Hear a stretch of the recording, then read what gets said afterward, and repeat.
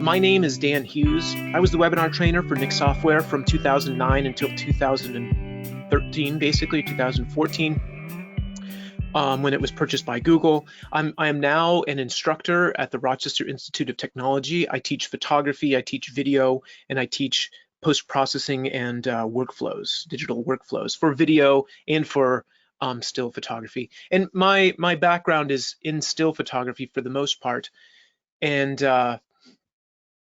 it's what I love. It's sort of what my main interest is. So I'm honored to be able to do these Nik Software webinars and to share what I know and love with what you guys are interested in.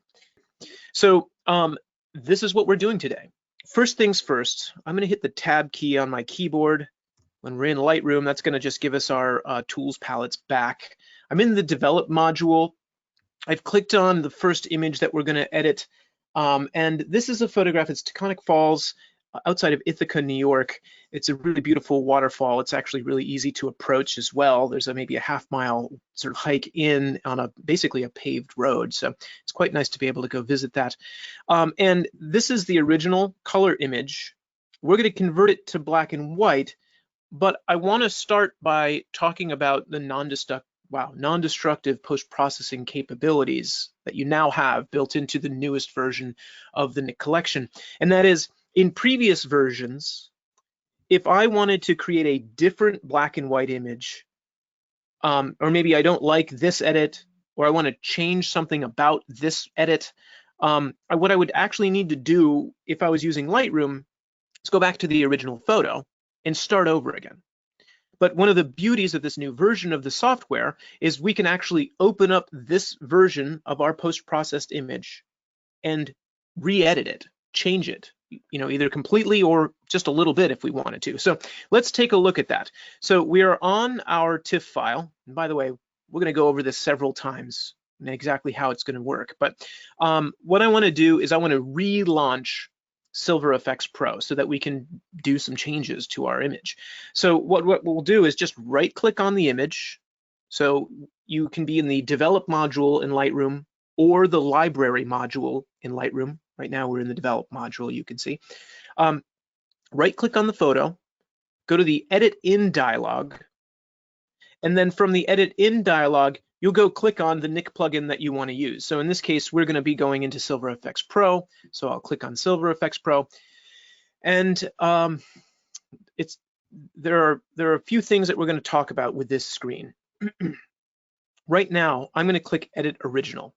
And we want to edit the original because we already have a photo that we've done our post-processing on, and we need to open that original image back up.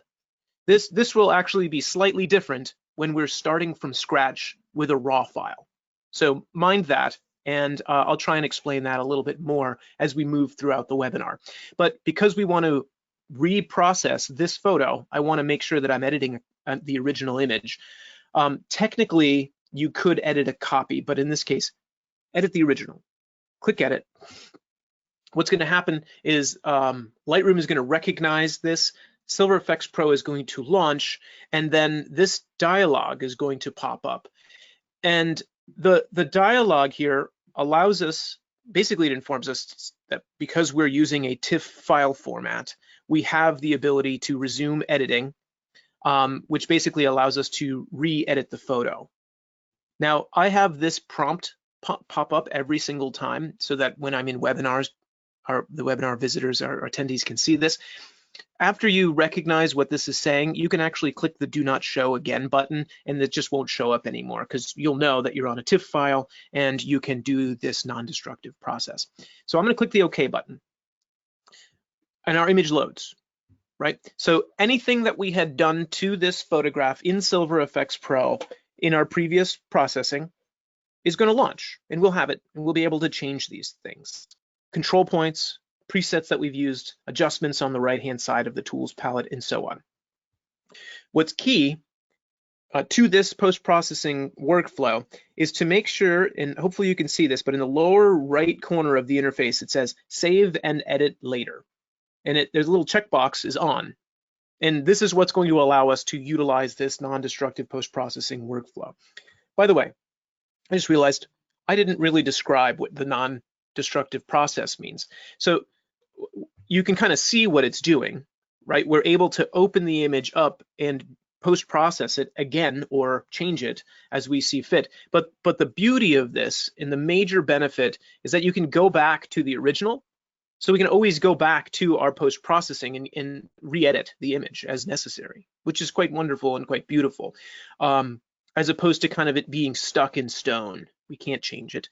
The beauty of using this workflow in Lightroom as well as in DxO Photo Lab is that you can go back and re-edit, if you will. All right.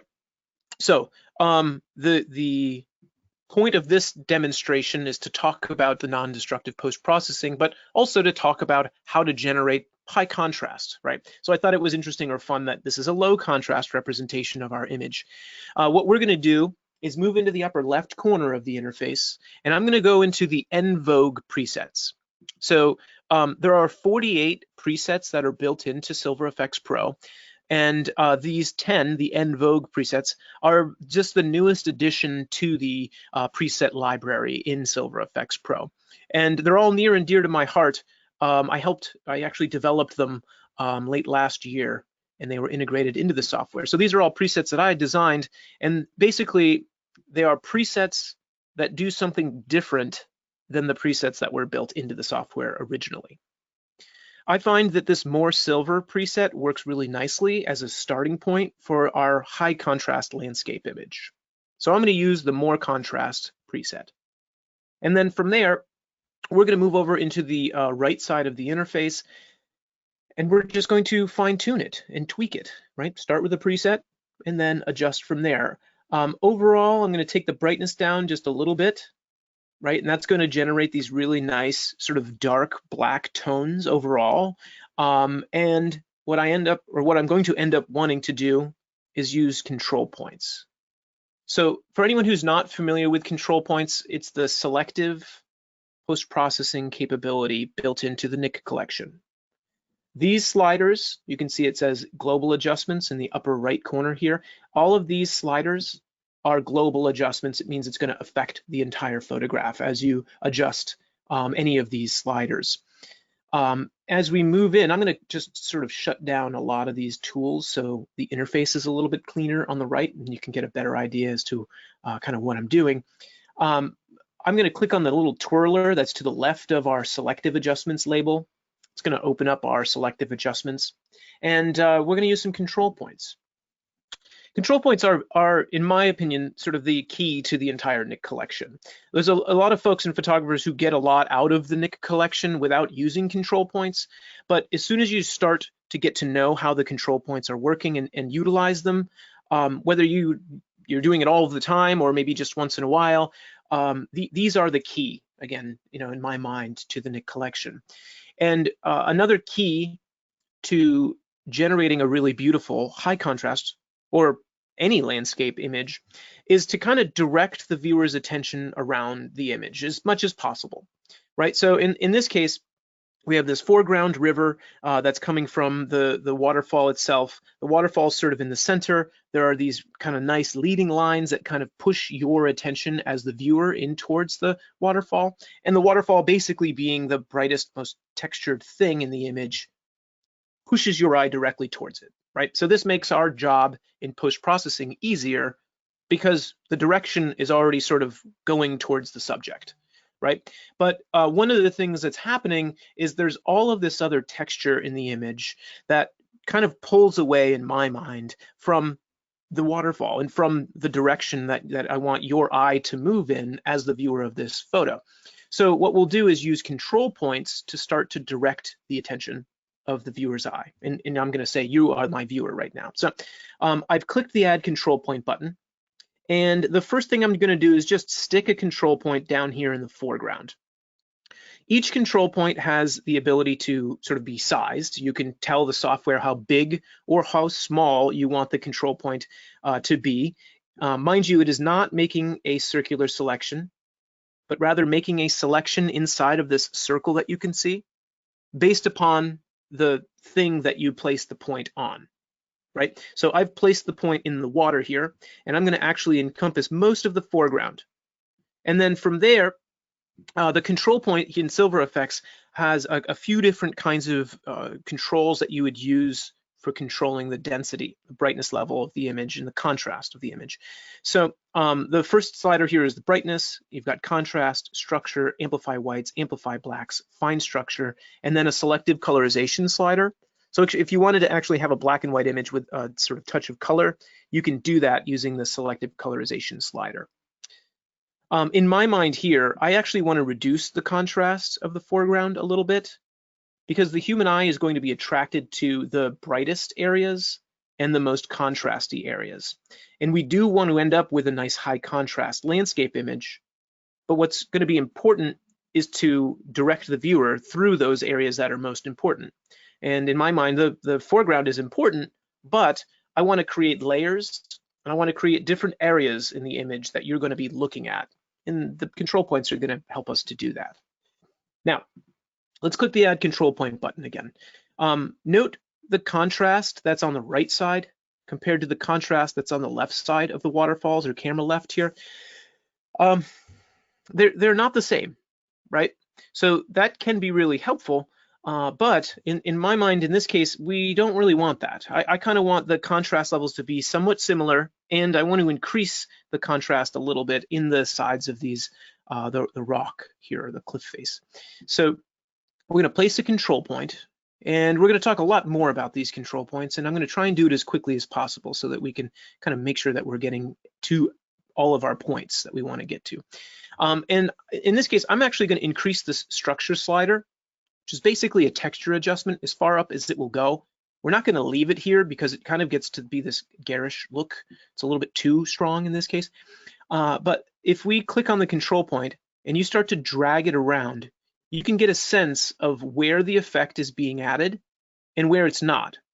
And so what I don't know, the sort of the key to this is to kind of place the control point in the area that is going to do the thing that you want it to, right? And that is probably easier said than done. But the key is to, in my mind, is to just adjust the sliders. So I've added more structure and kind of more contrast than what we're actually going to need. And then if you just click on the control point and drag it around, you'll actually in real time be able to see the adjustment changing. And so if you like the adjustment here, you can say, okay, this looks good. I'm now sort of doing a better job to match the contrast on the right side of the image, but it's too strong. So I'm just going to take that structure slider, I'm going to dial that back down a little bit. And I'm going to take the contrast slider, I'm going to dial that back down a little bit. So now we've got a little bit better kind of matching contrast from camera left to camera right.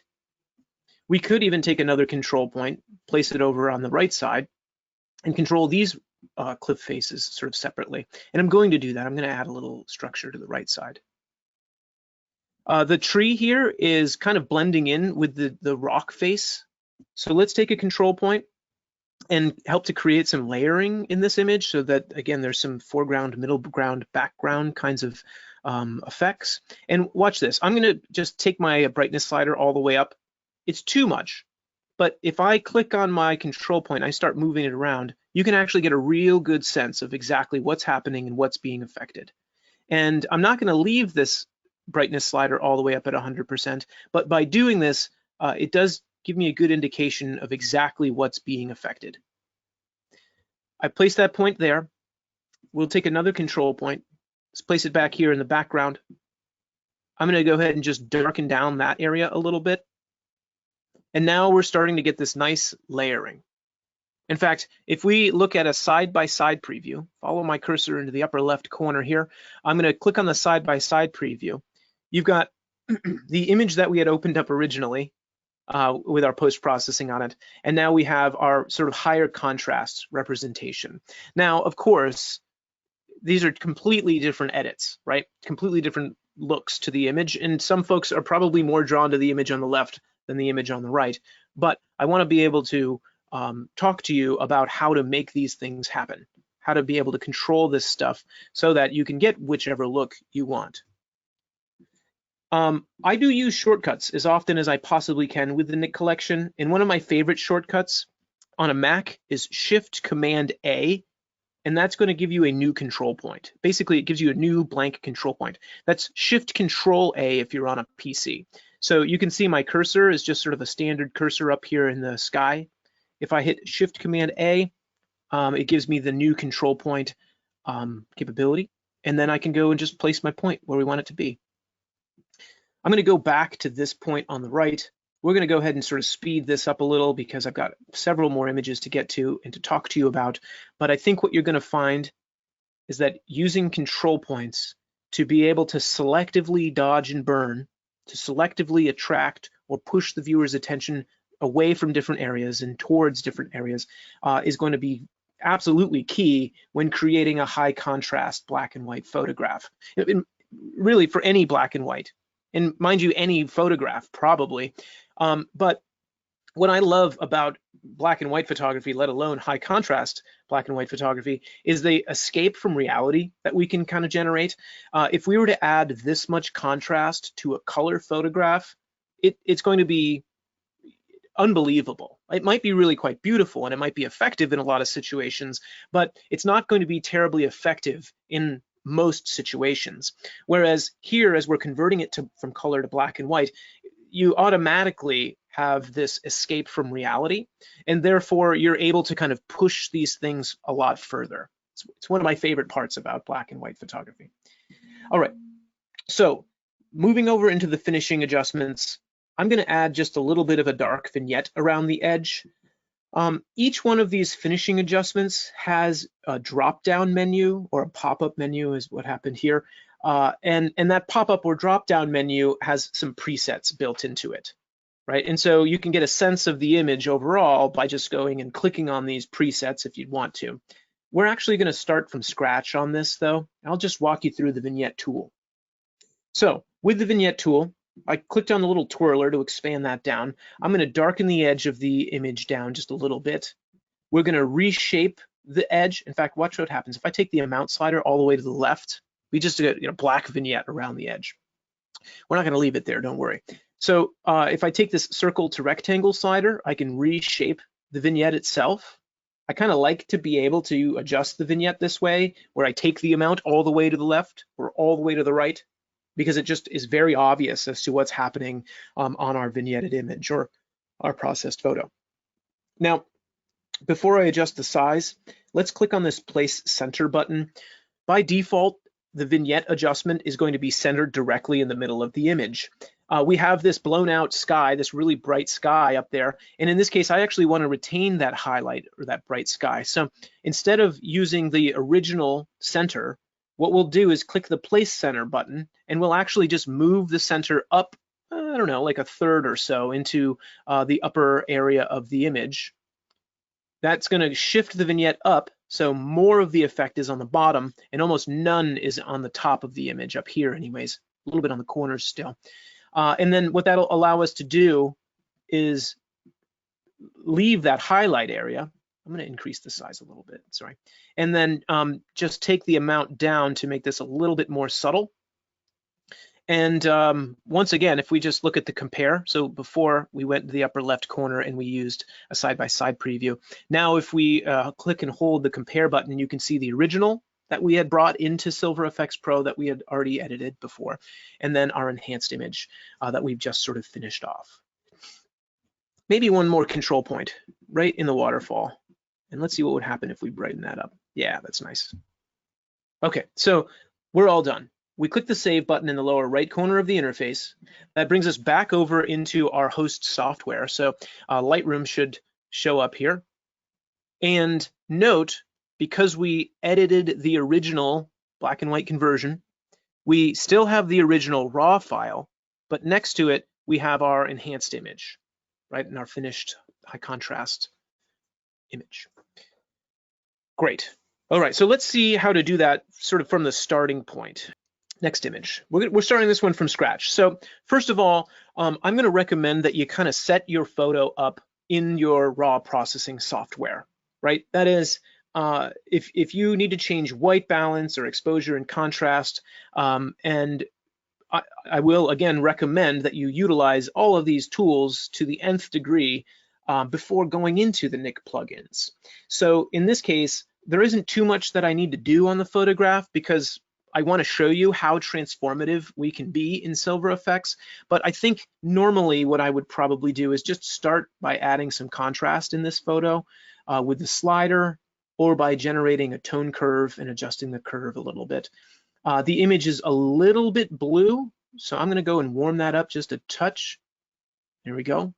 And having a good or a clean white balance before going into Silver Efex is going to be imperative for controlling the image, let alone for getting the most texture, detail, and contrast out of a photograph without having problems. Because if this white balance was something like this, I mean, obviously that's wrong, but if I bring this into Silver Efex, it's going to take this information and try and give us a good black and white photo. It's not going to work very well. So obviously, you know, I've taken that really far, but what we want to do is try and balance, get the white balance to be correct. And in this case, just by warming the image a little bit, I can now see a little separation from here, which is kind of a warmer area, to the shadow area in the section of our, this is what, Disney? Yeah, this is Disney Theater in LA. So the white balance is going to be an important facet. I'm not going to mess with the rest of the stuff. I want to mention that this was shot on a Canon G9 a while ago, and yet we can still get really wonderful, amazing results out of these cameras. So I don't know why I mentioned that, but I think it's helpful to know. You don't have to have, you know, the most expensive camera in the world to get a really great result when you know what you're doing with post-processing, as long as the camera can shoot a decent looking image right off the bat. So we're here in the develop module. We've made our adjustments to our raw file. Let's open up into Silver Efex Pro. So to do that, right click on the image, go to Edit In, and then jump into Silver Efex. Now, this time, because we're dealing with a raw file, the raw is our original file, we're going to have to edit a copy with the Lightroom adjustments. And we want to do that because what will happen here is we will be able to retain our raw file, and we will get a secondary, in this case, TIFF file, that's going to allow us to be able to work in this non-destructive process. Before we just click the edit button, I'm going to click the copy file options, because there are a few options in here, that at least one option that's imperative for this process, and that is the file format. So if I click on this pop-up, you have three options here within Lightroom for editing a copy, right? You've got TIFF, PSD, and JPEG. Your JPEG is going to be sort of the smallest file in terms of file size because of the way that the file is compressed. And it does not work, or will not work, with this non-destructive process. So if you want to work in this way, don't choose JPEG, and actually don't choose PSD either. You need to choose the TIFF file, and I'm going to recommend, since you're working with a TIFF file, that you stick with a 16-bit file. Now, the resulting file that you get will be a large TIFF file format, but it will yield you the best quality results. So if you're going to print the photograph, or if your image is going to be exported to the web somewhere, if you're putting the image up on the web, at some point, you'll actually likely make it a JPEG, and you'll probably set it to an sRGB color space.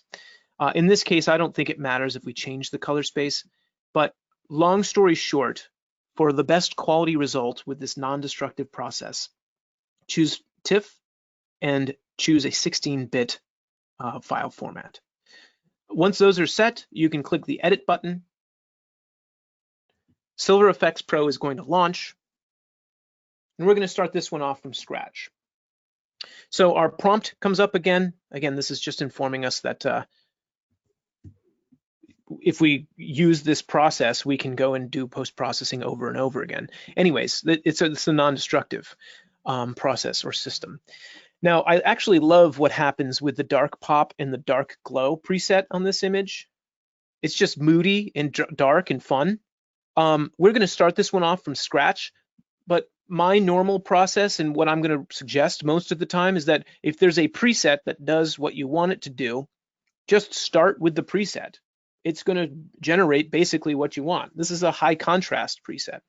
The other thing about these presets is it's kind of nice just to click on a couple of them to give you some potential ideas as to maybe what to do while you're doing your post-processing. We're going to start with the neutral black and white conversion. So that's the 000 preset. And we're going to go over to the global adjustments and talk a little bit more about these. We didn't hit upon these much. I kind of focused on control points on that first image. But the global adjustments here are going to be the starting points. Well, your presets are the starting point. Your global adjustments are what you'd sort of maneuver and adjust to affect the entire photograph. Specifically, in this case, with the brightness or highlights or midtones and so on. In fact, when you open the software, it might open looking like this, where you just have brightness, contrast, and structure. If you want access to those sort of subset of tools, you have to click on the word brightness, and that opens up into highlights, midtones, shadows, and dynamic brightness. The brightness slider, and I'm not going to be able to talk about all of these sliders because that would take us sort of the full hour right off the bat. But basically the brightness slider is that. It allows you, if you slide it to the left, to darken the image. If you slide it to the right, to brighten the image. Highlights, midtones, and shadows, basically that breaks the image down into those three sets of values, highlights being the brightest, midtones being the sort of middle grays, and the shadows being the darker values. It allows you to control those things. Dynamic brightness is kind of like brightness 2 or brightness 2.0. If you take the dynamic brightness slider to the left, what that does is it darkens the photo, but it attempts to retain the bright values in the image, right? So it's different than just the brightness slider, where it darkens everything sort of equally. Dynamic brightness actually looks at the photo, figures it out, and allows you to darken the image, create a lower key photo in this case, while retaining nice highlight texture and tones. If you take the dynamic brightness slider to the right, it kind of does the opposite. It brightens the image up, but it attempts, I'm sorry, I need to rephrase this. As you brighten the image up, it's going to retain the highlight details. And it basically brightens the shadows more so than the highlights. If you darken the image down, it darkens the brighter values more so than the shadows, which retains shadow detail. Apologies, I don't want to create any confusion. I said it backwards at first. Okay, contrast. Moving into contrast, we're just going to amplify the blacks, amplify the whites a little bit. This is going to give us this really beautiful contrast. And one thing that could be fun, you know, folks will automatically, when wanting to create a high contrast image, just take this contrast slider, slide it to the right. But you know, that can create a particular look. But one of the major benefits of Silver Efex Pro here is that it has these very specific tonal and contrast controls that will look different than any other kind of post-processing techniques, because these are specific adjustments that are built into Silver Efex Pro that aren't built into other pieces of software. Although some of these sliders and adjustments you can find within several of the filters inside of Color Efex Pro as well. They're just not laid out like this. It might be called amplify whites or amplify blacks or soft contrast. It's just you don't have all three of them sort of set up ready to go in one of the film effects filters, let's say from Color Efex or something.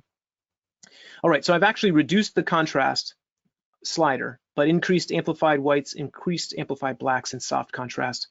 And you know what? Let's just say we're happy with this result.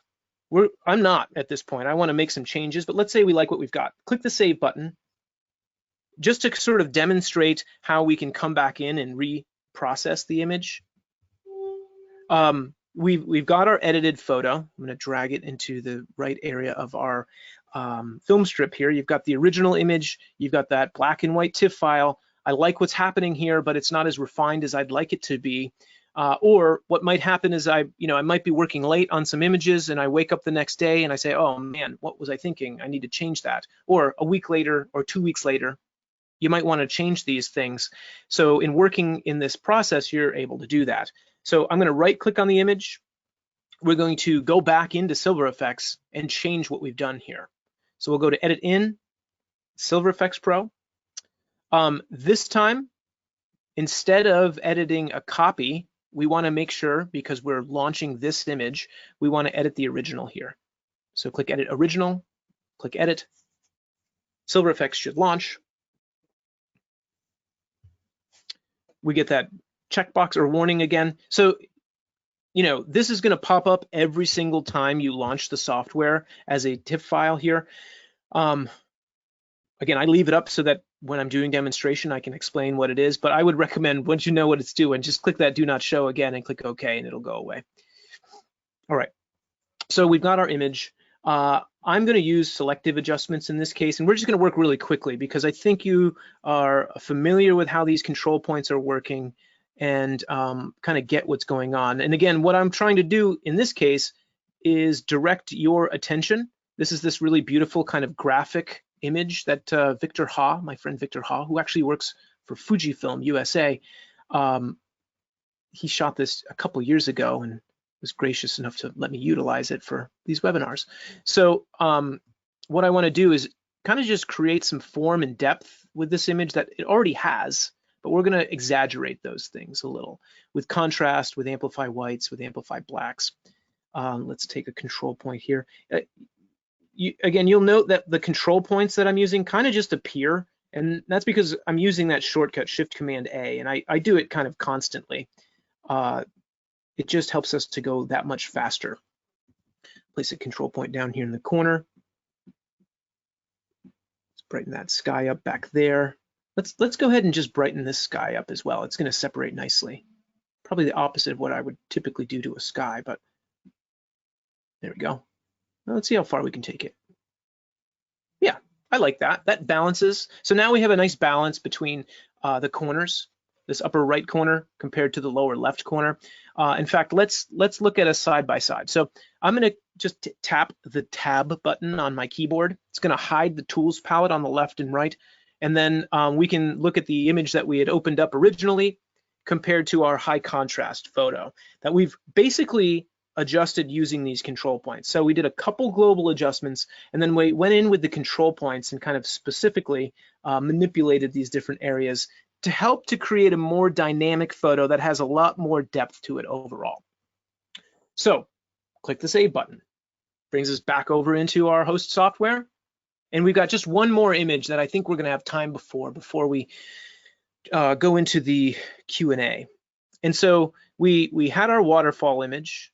We have a sort of nice graphic kind of photograph. I also wanted to bring in an image that I would say is kind of more a classical landscape, I guess. I'm not sure how to describe it.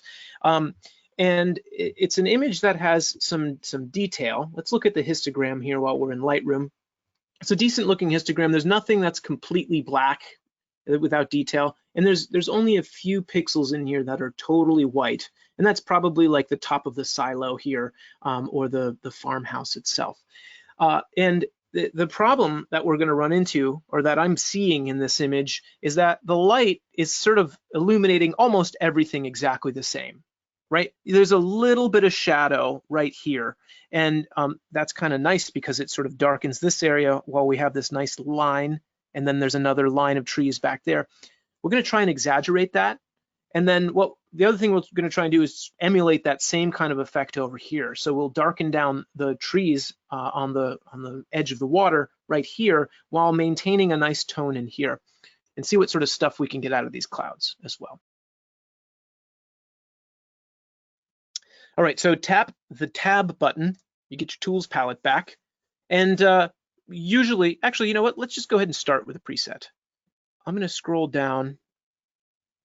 Ominous fade is kind of interesting, but I think it's too much for this image.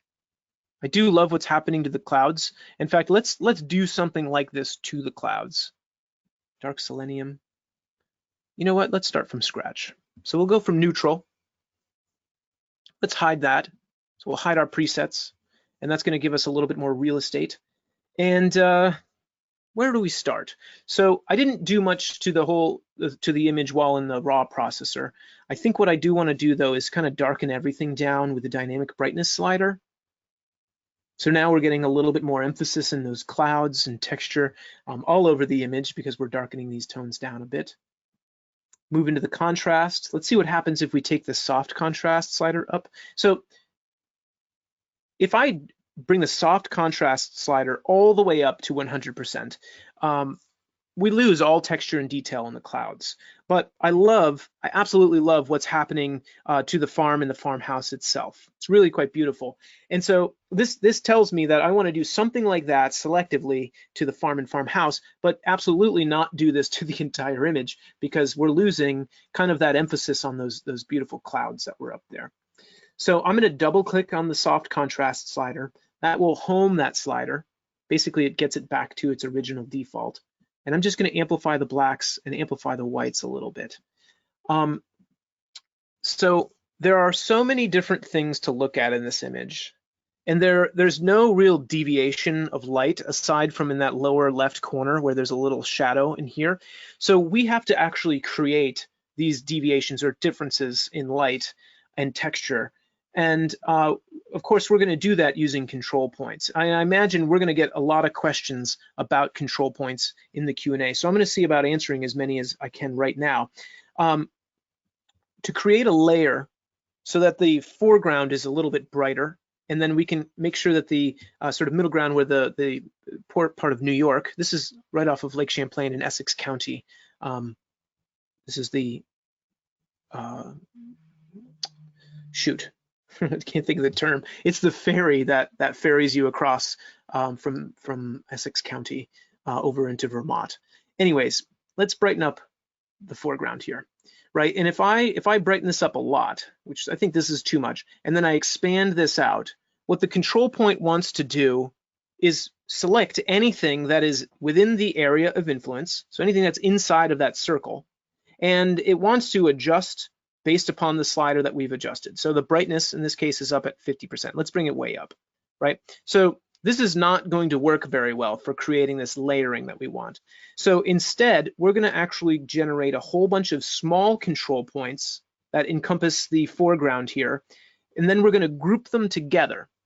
And that group is going to allow us to control the various control points that we've grouped together all at once. We are going to bring the brightness back down in a second, but just so that you can see what's happening. I need to duplicate this control point. The way that I'm going to do that right now is to hold the Option key down if I'm on a Mac, or Alt if I'm on a PC. While you're holding that Option key down, you take your cursor and scroll over the control point itself, and then click and drag. So you click and drag it away. And then what I'll do is I'm just going to sort of stick these control points on the bottom of the image. Again, I think the brightness is still a little bit too strong, but so that we're adjusting the lake really nicely, I'm going to make sure that the next and the previous control point kind of encompass each other, right? If I click on, let's say, this control point here, you see that the area of influence is encompassing the next and previous control point. If I didn't do that, and let's say I just sort of stuck a control point over here, now there's going to be a difference between this area and this area, which might be effective, but I don't think it's going to work in this case. Let's just see what happens. So I want to kind of adjust these control points all simultaneously at the, with one set of sliders instead of having to click on each individual one. So to group them, we first need to activate all of them and then use a shortcut to group them together here within Silver Efex. So to activate all of these control points, click anywhere that's not on the control point and then just drag. So click and drag, and that's going to give you this sort of bounding box. So now I can encompass all of the control points inside of the bounding box. As soon as I let go of the mouse, it activates them all. You can see all of the sliders are now sort of activated and on. And I'm going to hit Command G on my Mac. Control G if I'm on a PC. And what that does is it groups all of those control points together. So now when I make adjustments to the sliders, it's going to affect all of them at the same time. Great, which is exactly what we want. I'm going to actually leave the gap just to see what happens. There's a gap in these control points that I just wanted to show you what would happen if we left that gap, but even better than that, let's just leave it and see what happens. And if we need to fill it in, we can. So we've brightened up the foreground. Let's start to darken down different areas of our trees here. So I'll take a control point and darken that down. Let's actually duplicate this control point, place it over here. So it's Option, click and drag. It's too dark for this corner, so I'm going to take my brightness slider back up a little bit. And then let's use that same technique where we're kind of layering. So just like where we layered here in the foreground, let's take small control points here and then brighten, dodge this area, brighten it up a little bit to generate a sort of line in the tree line there, because it's already there because of the kind of trees that are sort of in there, but we want to exaggerate that further. And again, I'm just holding Option and then I'm clicking and dragging, Option, click and drag. We'll group these together by creating that bounding box and then tap Command G to group them.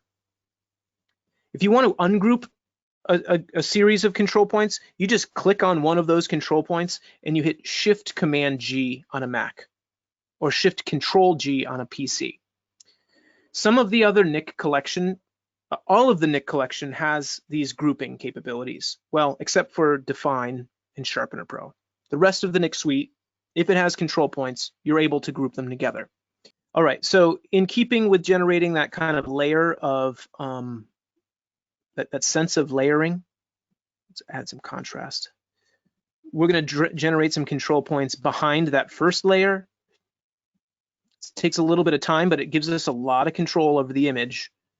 And now what we're getting out of this is this really beautiful sense of layering, right? So the foreground is a little bit brighter, the trees are darker, these trees are brighter, these trees are darker. That's called checkerboarding. There's actually several different terms that are sort of thrown around in the photo biz, if you will. But the term that I like to use for our classes is checkerboarding. And that checkerboarding generates a more extreme sense of depth in the image, right? With these still photographs, we're having to deal with taking a picture in an instant, right? A 60th of a second, a 250th of a second, and so on and so forth. And then having to deal with it in post-processing in terms of making sure that we've got the depth that we want. Now, if the lighting conditions were different in this situation, we would have a completely different photograph, first of all, and maybe we wouldn't need to generate the layering using these control points.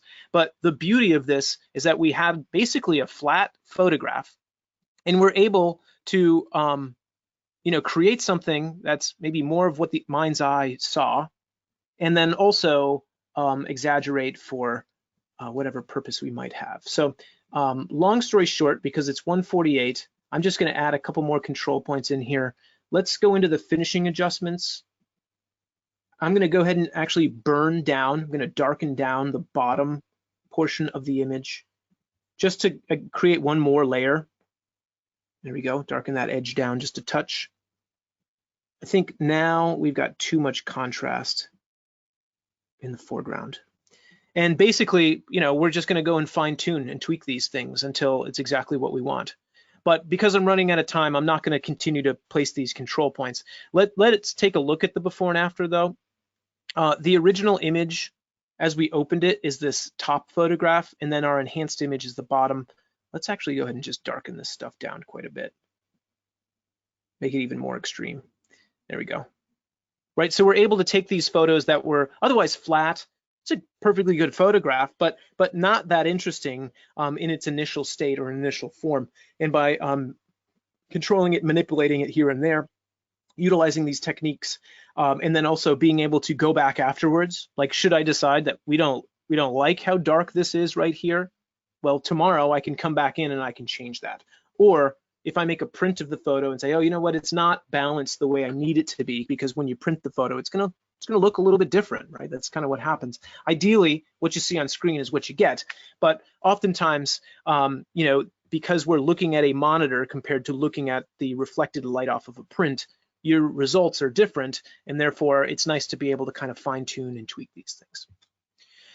Anyways, ladies and gentlemen, that's that for the demonstration portion of the webinar. I'm going to go ahead and take a look at our Q&A here. If you don't want to stick around for the Q&A portion of the webinar, thank you very much for joining us for this demonstration for creating high contrast images, and hopefully you'll learn a little bit about both working in Lightroom or from Lightroom with the Nik Collection, along with some tips and tricks as to what to do to generate a high contrast landscape image. Can you explain why to use TIFF and not PSD as a smart object? Yes, because 3 people asked the same question.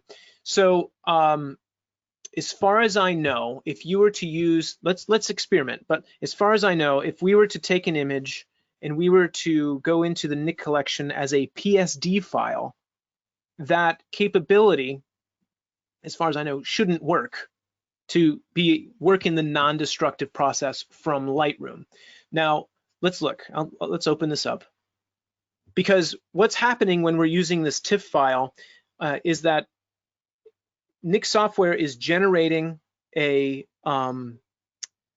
sidecar file that keeps all of the information about the original color and about the where you place control points and all of the things that you do on the image. So you need to use a TIFF file from launching from Lightroom for the non-destructive process.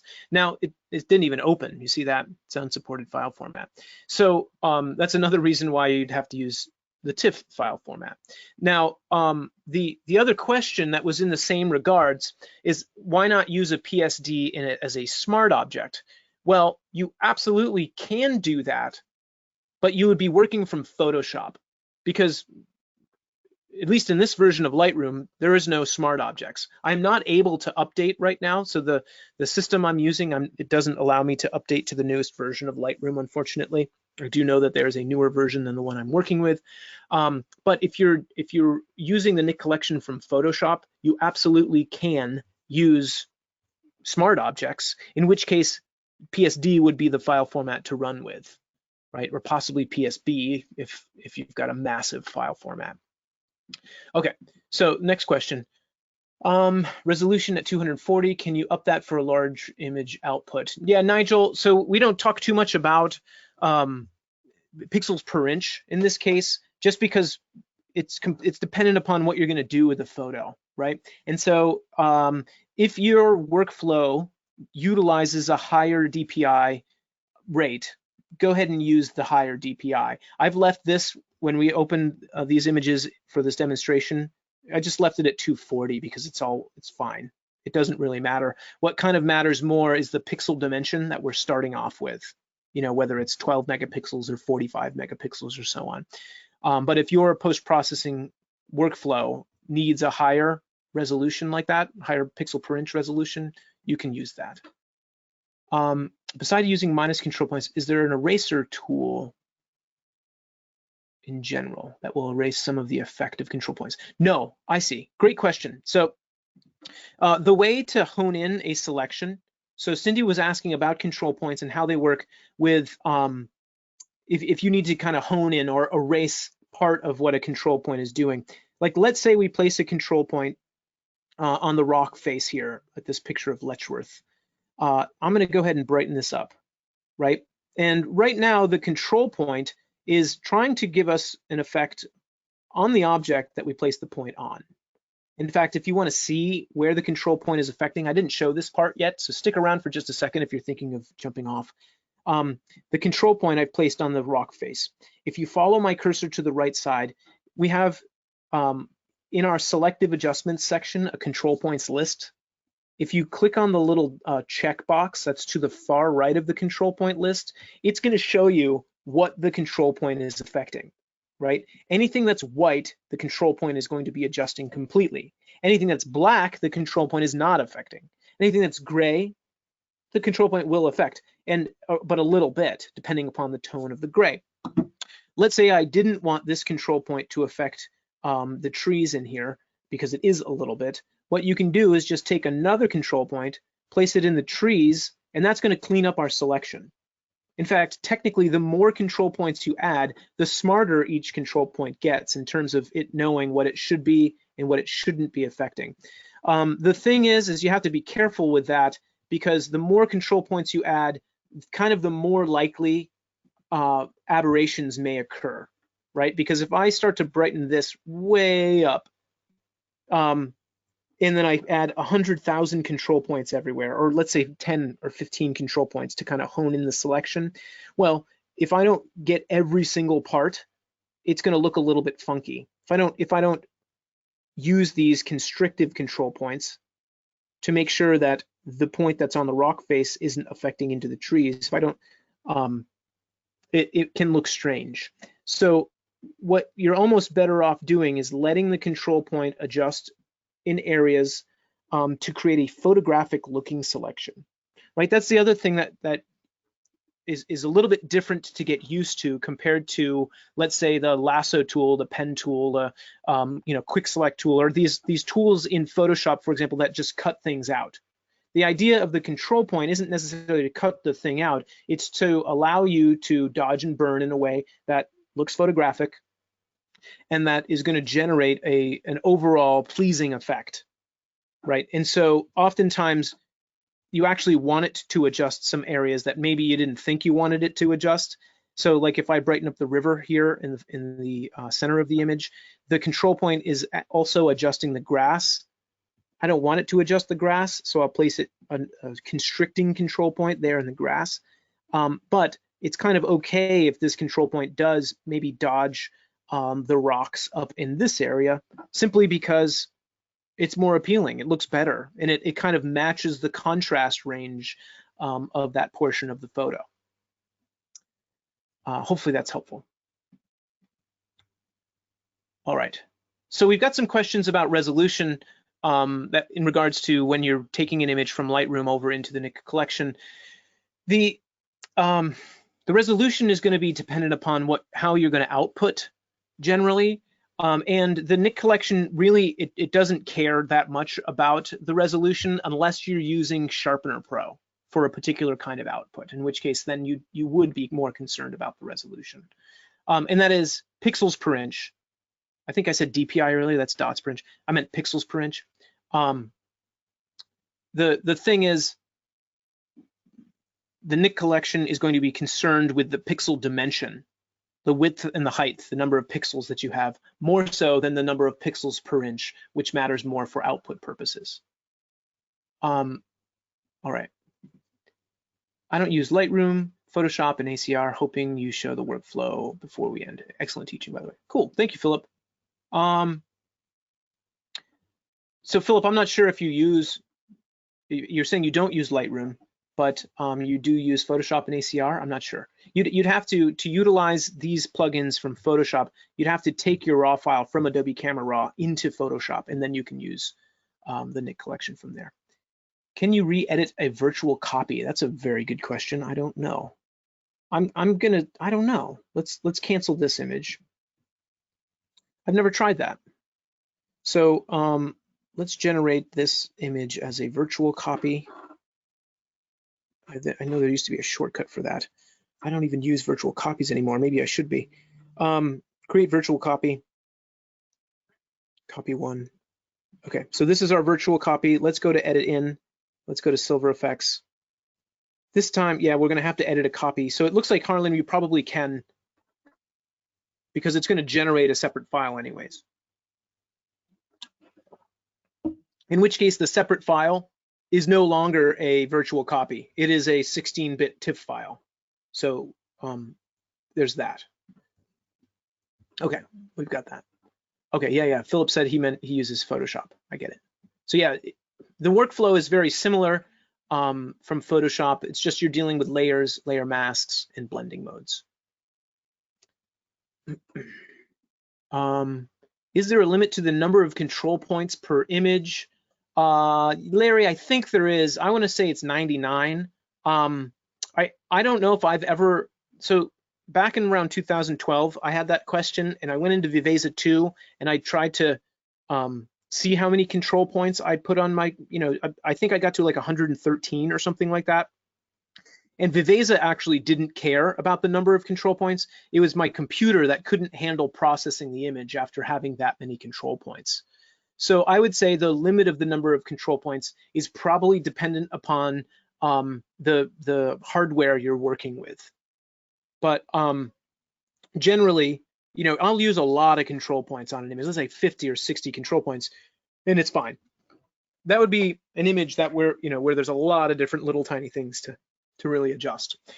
Less is probably more with most images in terms of using control points. You can probably get away with using, let's say, 13 control points for an image that you want to really control. But of course, to each their own. And so you might have a different way of working that's more helpful for you. Is it possible to reprocess an image by Silver Efex using DxO Photolab as a host application? Herman, yes. In fact, it's the exact same thing. It looks a little bit different, but you just want to make sure that the copy that you're making, so when you launch Silver Efex from Photolab, you want to make sure that the copy is a TIFF file, in which case you will have that same checkbox in the lower right corner of your Nik collection, so you can do this same stuff. Is it possible to see the control points masked? Yes. So we showed that a minute ago. I'll actually show that again. But let's open to Silver Efex. And the question was, can you see where the control point is making the selection? Yeah, I'll show you that one more time. Amber said, I have a problem with lots of increased noise in my images after processing with Silver Efex, despite using low ISO. Any tips on avoiding noise increase? Amber, you shouldn't see a major noise increase. The times when that might happen is if you're using a preset or a film setting that actually increases the amount of grain on the image. So I'm not sure of which presets even use that much grain. Here's fine art. Yeah, there's some grain in this one. Okay, so let's say you use the fine art high contrast, or high key rather, with a frame preset. That's number 20. And there is some grain that's being added. Where that's being added is actually in the film types, in the grain thing. Oh wow, nope, not on this one. But if I had a lot of noise and we wanted to get rid of it, you'd want to take this grain per pixel slider over to 500. Amber, I think what's happening on this image, like if we zoom in here, this is a photo that was shot at 800 ISO. So it's not high ISO necessarily compared to what these cameras can do. But what's happening, because we're lightening these shadows so much, is that the noise that's already in the image is being exaggerated. It's more noticeable. So, right, because if we look at the original photo, these tones are all very, very dark. The noise is actually already in there. But I guess what could be happening is if you're brightening up shadows, you're going to see that noise, in which case you want to do noise reduction. Or in the film types, there's grain being added into the image, right? All right, so hopefully that helps. Terry says, I'm new to Nik. Oh, yeah, I don't know. So the question is there a maximum number of control points you can set? I think if you were to run into the limit of control points, there would sort of be like, I don't know, like another issue with the workflow. You shouldn't run into the limitation, whatever that is. I wouldn't mind if somebody tried that out though. That would be cool to see. Using a Mac with a 2-button, if I right-click an image in Finder, I get the option, including Silver Efex, which means I can run Silver Efex as a standalone editor. Is this intentional? Pros and cons? Yep. So all of the Nik suite can be run as a standalone photo editor. I don't know, the pros and cons to it would just be your specific workflow and how you like to work. Generally, I'm working from a host software, like I'll have Photolab open and I'm actually using Photolab to do a lot of the work, and then I go into the Nik collection from there. Or I'll actually be in Photolab, I'll take the image from Photolab into Photoshop, and then I make adjustments in Photoshop using layers and layer masks, use the Nik collection, save that file, and then I go back over into Photolab because that's kind of like where the original would have been housed. Many photographers use bleach bypass and color effects and then go into Silver Efex. Is there a preset that will do the same thing? Alan, I don't think that there's a straight preset that would just do, first of all, there's no preset that would mix the two pieces of software together. I think if you were working from Photoshop, you actually could create an action or droplet, but then you'll lose a little bit of control if you need to like fine tune the minutia of bleach bypass or of the Silver Efex image processing. So there's no way of doing it from two pieces of software, although there might be a way in Silver Efex to just create the same kind of look that matching bleach bypass with Silver Efex would do. Maybe I can just create a preset in Silver Efex that would do that. I'll think about that a little bit, Alan.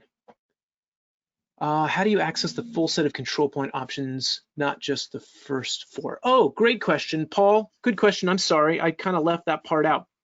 So here's what Paul's talking about. If I place a control point in the foreground, by default, you have the area of influence slider, right? So you can adjust that. You have brightness, contrast, and structure. And then there's a little twirler, little triangle that's on the bottom or on the top, depending upon the format of the control point, right?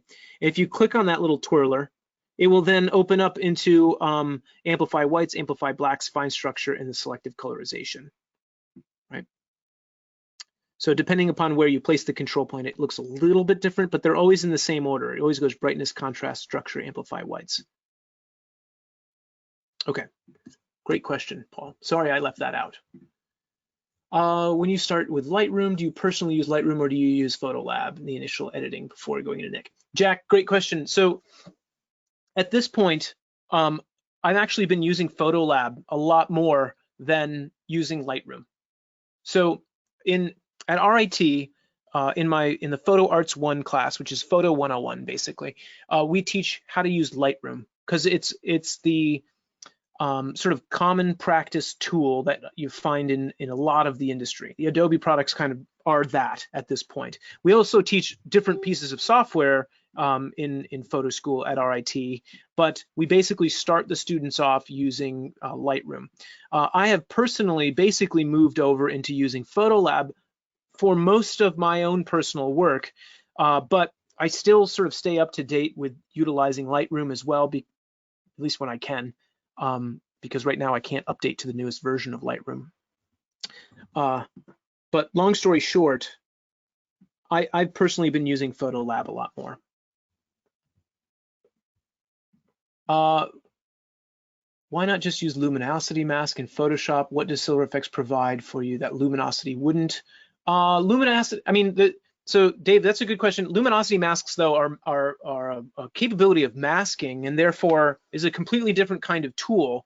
I would suggest using them in tandem with each other. So you'd actually use different layers, let's say, of Silver Efex and then utilize, or of Color Efex or the Nik Collection, and then use luminosity masks and then other adjustment tools within Photoshop to combine them together. And you know, I guess the key to that one is like the structure tool. It has nothing to do with luminosity masks. You technically could make a luminosity mask and then maybe add a curve to it that's adjusting the way that this works, but that seems like a lot more work than just using a slider. It's dependent upon how you want to work. Keyboard command for duplicating control points. There are 3. If you click on a control point, you can hit, so click on the control point, you can hit Command C, Command V, and that actually gives you the crosshair, so you can see the little crosshair. And if I place the control point, it's a duplicate of this first point.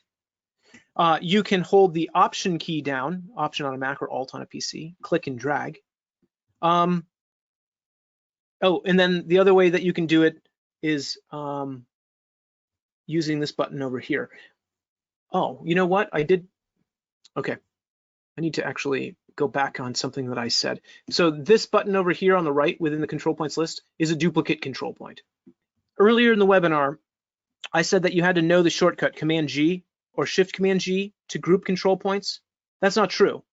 I actually thought it was until I just noticed this.